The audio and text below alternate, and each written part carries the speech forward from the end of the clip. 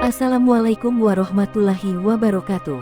Sahabat Al-Haya, di video kali ini kami akan mengisahkan tentang Nabi Hud alaihi salam. Nabi Hud alaihi salam adalah salah satu dari 25 nabi dan rasul yang wajib diketahui kaum muslimin. Beliau diutus untuk mengajak kaum Ad yang mana merupakan penyembah berhala. Kaum Ad diceritakan sebagai kelompok yang musyrik dan ingkar kepada Allah Subhanahu wa Ta'ala. Mereka bahkan menyembah 3 berhala yang dinamai Samda, Samud dan Hira. Berikut kisahnya.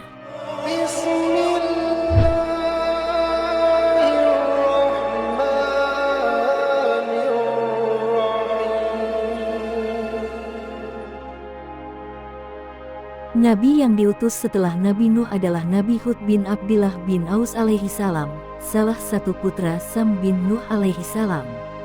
Dia termasuk bagian dari kabilah Ad. Mereka adalah orang-orang Arab yang menempati Al-Ahqaf, yaitu sebuah pegunungan pasir yang terletak di daerah Yaman antara Roman dan Hadramaut.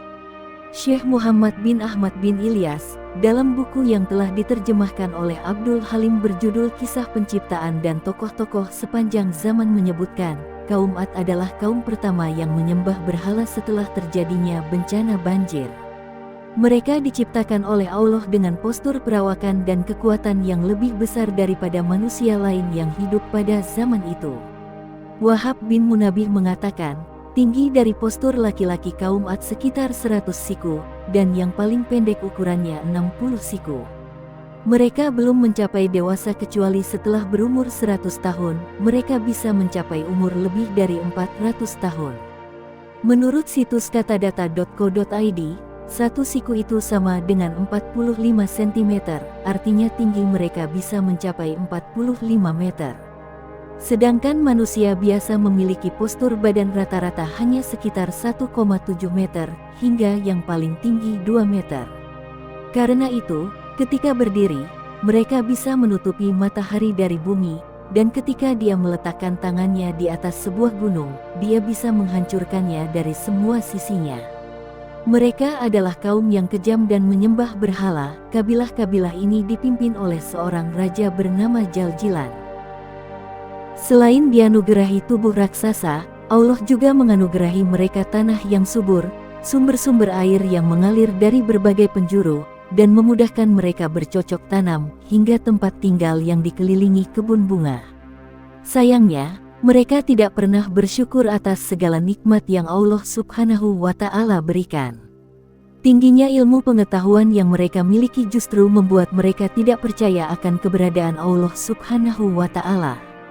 Karena itu, Allah Subhanahu wa Ta'ala mengutus Hud alaihi salam, kemudian Jibril turun kepada Hud dan berkata, sesungguhnya Allah telah mengutusmu kepada kaum Ad. Berilah mereka peringatan dan beritahukanlah mereka bahwa Allah telah memberikan mereka tempo yang lama, dan mereka telah diberikan kekuatan yang belum pernah diberikan kepada siapapun sebelum mereka. Allah jadikan mereka para pembesar yang menguasai emas, dan menjadikan mereka sebagai orang yang paling panjang umurnya. Datanglah kepada mereka dan serulah mereka untuk bertauhid agar mereka yang menyembah berhala kembali menyembah Allah. Nabi Hud datang kepada mereka pada waktu hari raya mereka. Di sana para pembesar sedang berkumpul.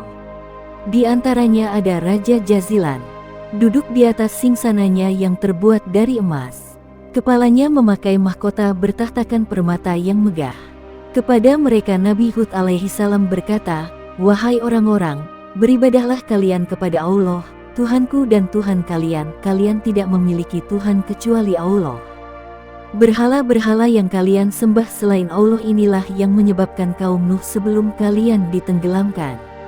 Raja Jaljilan yang mendengar ucapan Nabi Hud alaihi salam kemudian berkata, celaka engkau wahai Hud. Apakah engkau menjangkau dengan kelompok kami dan kukuhnya kekuatan kami ini, bisa mengalahkan kami dengan pertanyaan-pertanyaan tersebut? Tidak tahukah engkau bahwa setiap sehari semalam 1000 anak kami terlahir? Mendapat penolakan dari kaum Ad, Nabi Hud memohon kepada Allah agar wanita-wanita mereka dimandulkan. Doa itu pun dikabulkan, sehingga pada tahun itu tidak ada satupun wanita yang hamil. Kaum Ad mengadukan hal tersebut kepada Raja Jaljilan. Mereka khawatir apa yang dikatakannya itu memang benar. Kemudian Allah Subhanahu wa Ta'ala mewahyukan kepada Nabiullah Hud alaihi salam, "Kabarkanlah kepada kaumnya agar mereka beriman kepadaku. Jika mereka tetap tidak beriman, maka akan aku kirimkan kepada mereka angin yang membinasakan." Ketika mereka mendengar kabar itu dari Hud, mereka melemparinya dengan batu. Nabiullah Hud alaihi salam tetap mengajak mereka selama 70 tahun. Namun selama itu pula mereka terus-menerus melemparinya dengan batu.